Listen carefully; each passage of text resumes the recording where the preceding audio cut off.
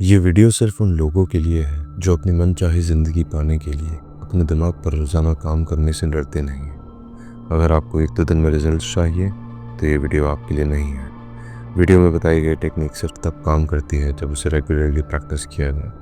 अगर आप 63 डेज तक इस टेक्निक को प्रैक्टिस करते हैं तो सक्सेस की गारंटी मैं आपको देता हूँ। आपने कई मैनिफेस्टेशन वीडियोज़ में क्वांटम फील्ड के बारे में सुना होगा। क्वांटम फील्ड जहाँ सब कुछ एक साथ एक ही समय पर एग्जिस्ट करता है। हर जगह ये बताया जाता है कि अगर हम हमारे अंदर के क्वांटम फील्ड को एक्सेस करना सीख लें तो हम जो चाहे उसे पा सकते हैं। पर कोई हमें ये नहीं बताता कि उस क्वांटम फील्ड तक पहुंचने का रास्ता क्या है।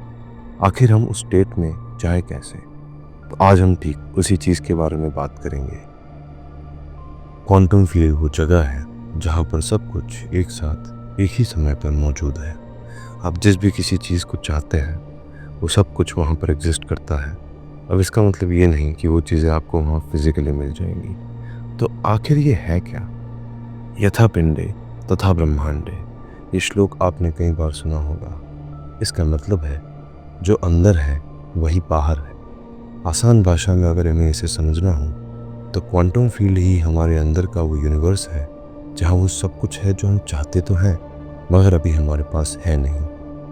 तो अगर आप क्वांटम फील्ड के उस स्टेट को एक्सेस करना सीख लें जहाँ पर सब कुछ है तो आप जब चाहे जो चाहे उसको पा सकते हैं। आप अपनी इनर फ्रीक्वेंसी और एक्सटर्नल रियलिटी को पलक झपकते ही बदल सकते हैं। यथा पिंडे तथा ब्रह्मांडे। तो आखिर हम इस क्वांटम फील्ड तक पहुँचे कैसे? इससे पहले कि मैं आपको ये बताऊं कि हम वहाँ तक पहुँचे कैसे, मैं आपको बताना चाहूँगा आपकी कॉन्शियसनेस के 4 डायमेंशंस के बारे में, जो कि है बेसलाइन कॉन्शियसनेस, सब कॉन्शियसनेस, सुपर कॉन्शियसनेस और कॉस्मिक कॉन्शियसनेस।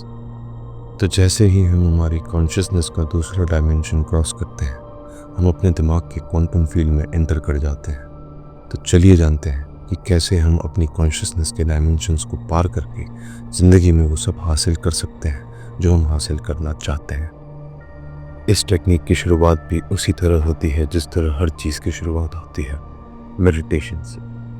मेडिटेशन की इस टेक्निक को हम नासिकाग्रह दृष्टि कहते हैं, जिसका सीधा मतलब है नाक पर दृष्टि।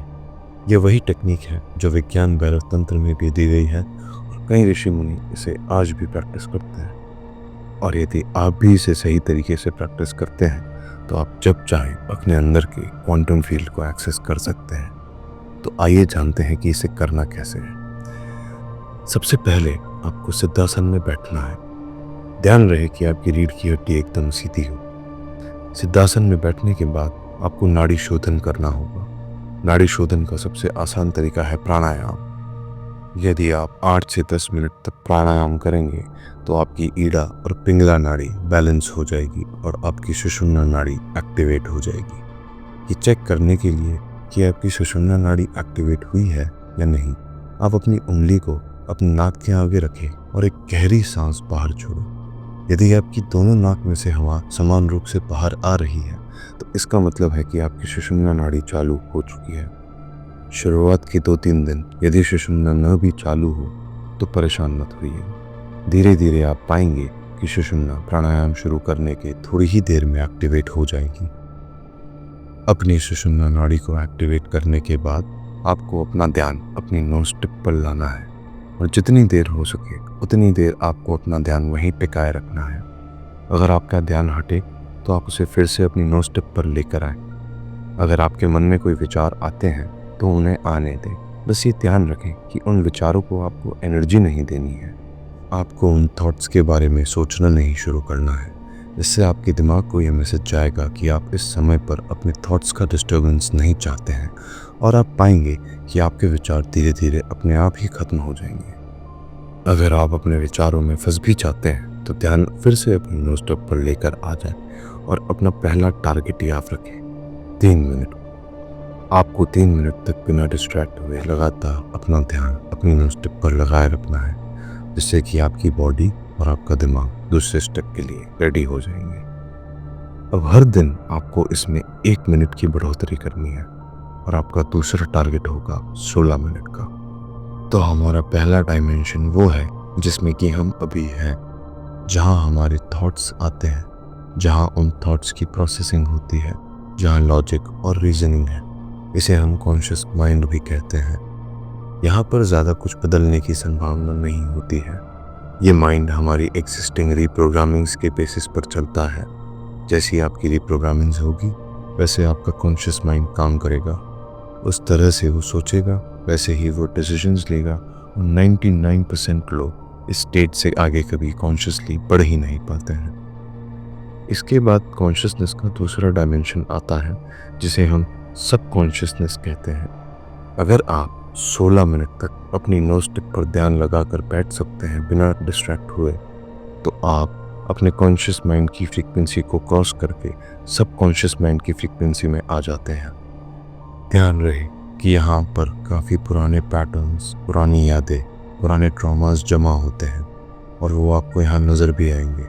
आपको उन्हें एनर्जी दिए बिना अपनी नोज टिप पर ध्यान लगाए रखना है। अगर आप उन थॉट्स को बिना एनर्जी दिए चलने देंगे, तो आपके काफ़ी लिमिटिंग बिलीव्स, ट्रॉमास और नेगेटिव पैटर्न्स अपने आप ही डिसॉल्व हो जाएंगे। ये स्टेट कॉन्शियस रीप्रोग्रामिंग के लिए सबसे अच्छा होता है। यदि आपको अपनी कोई आदत, अपना कोई बिहेवियर बदलना है, तो आप वो यहाँ आराम से बदल सकते हैं। आपको सिर्फ एफर्मेशंस करने होंगे। ये वही स्टेट है जिसमें आप अपना सोचने का तरीका पूरी तरह से बदल सकते हैं।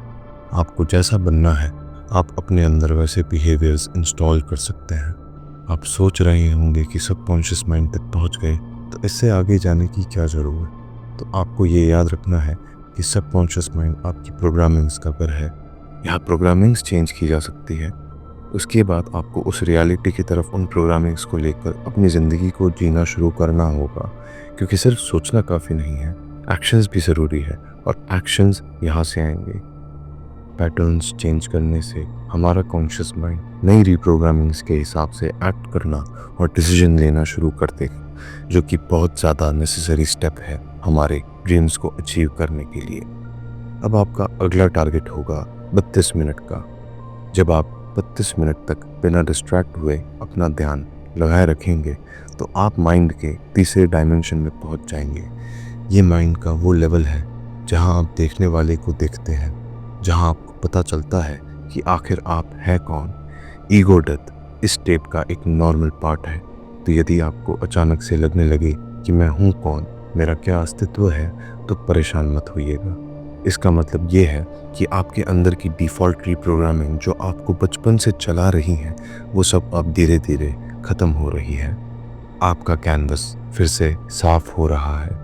अब इससे पहले कि मैं आपको बताऊं कि यहाँ आपको करना क्या है अपने सपनों को पूरे करने के लिए, हम चौथे डायमेंशन के बारे में बात कर लेते हैं, जो कि हमारे नेक्स्ट टारगेट पर आएगी, जो कि 48 मिनट्स का है।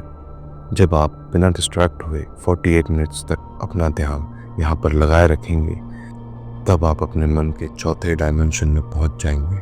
चौथा डायमेंशन, जो कि हमारी कॉस्मिक कॉन्शियसनेस है, ये वो स्टेट है जहाँ पर हम हमारे मन और शरीर से बिल्कुल अलग हो जाते हैं। यहाँ पर समय एकदम रुक जाता है। आप समय से परे निकल जाते हैं। भूत, भविष्य और वर्तमान, यहाँ पर सब कुछ एक साथ ही एग्जिस्ट करता है। वेदों में बताया गया है कि इस स्टेट में आने से आपका सहस्रार चक्र खुलने लगता है और आप अपने अंदर के ब्रह्म को पहचान पाते हैं। तो ये था मन के 4 डायमेंशंस को क्रॉस करने का सबसे आसान तरीका। अब चलिए हम जानते हैं कि जब हम तीसरे आयान में पहुंच जाएंगे, तो उसके बाद हम अपने सपनों को चुटकियों में हकीकत में कैसे बदल सकते हैं। तो सबसे पहले आपको अपने सपने को एक पेपर पर लिखना है, साफ रूप से। ये बहुत ज़रूरी स्टेप है, क्योंकि हो सकता है जब आप उस स्टेट में पहुंचे तब आपको याद भी ना रहे कि आप वहाँ हैं क्यों। अपने सपने को लिखने के बाद आपको उसके नीचे लिखना है कि वो क्या फीलिंग्स होंगी, जो आपको उस सपने के पूरा होने के बाद बहुत लंबे समय तक मिलती रहेंगी। जैसे अगर आप एक घर पाना चाहते, तो हो सकता है कि उस घर को खरीदते समय आपको ग्रैटिट्यूड, खुशी और संतुष्टि महसूस हो, मगर वो सिर्फ कुछ पल की होगी। वो कौन सी फीलिंग्स होगी जो आपको लंबे समय तक वो घर देता रहे? क्या वो सेफ्टी होगी? क्या वो एक काम जिंदगी, कॉन्फिडेंस से भरी जिंदगी हो सकती है? आपको उन फीलिंग्स को क्लियरली लिखना है और जब आप क्वांटम फील्ड में एंटर करेंगे तब आपको उन फीलिंग्स को फील करना है, जो कि हाई वाइब्रेशनल ना भी हो तो चलेगा, क्योंकि आपका मन अभी एक ऑलरेडी हाई वाइब्रेशनल स्टेट में है। तो आप जो महसूस करेंगे, आपका शरीर, मन और नर्वस सिस्टम उसे बिना किसी रेजिस्टेंस के सच मान लेगा। मेडिटेशन को प्रैक्टिस करते हुए आप बस इतना ध्यान रखें कि अभी आपका नर्वस सिस्टम एक कंफर्ट जोन में है, और जब आप उसे बदलने की कोशिश करेंगे तो वो आपसे लड़ेगा, क्योंकि उसे कंफर्ट जोन में रहना पसंद है। तो हो सकता है कि आपको कुछ इमोशनल प्रॉब्लम्स आने लगे अचानक से, आपको थोड़ा इरिटेटेड फील हो, आपका मन आपको मेडिटेशन में जाने ही न दे, बहुत सारे थॉट्स आपको डिस्ट्रैक्ट करें।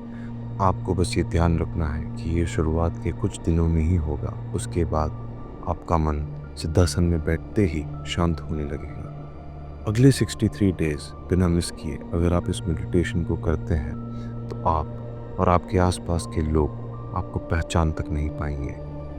तो आज की वीडियो में इतना ही। अगर आपको ये वीडियो अच्छी लगी हो तो जो सुना उसे हर दिन फॉलो करें। अगर आपको पर्सनल कोचिंग की ज़रूरत महसूस होती हो तो बायो में दिए गए लिंक पर क्लिक करें। ओम नमः शिवाय।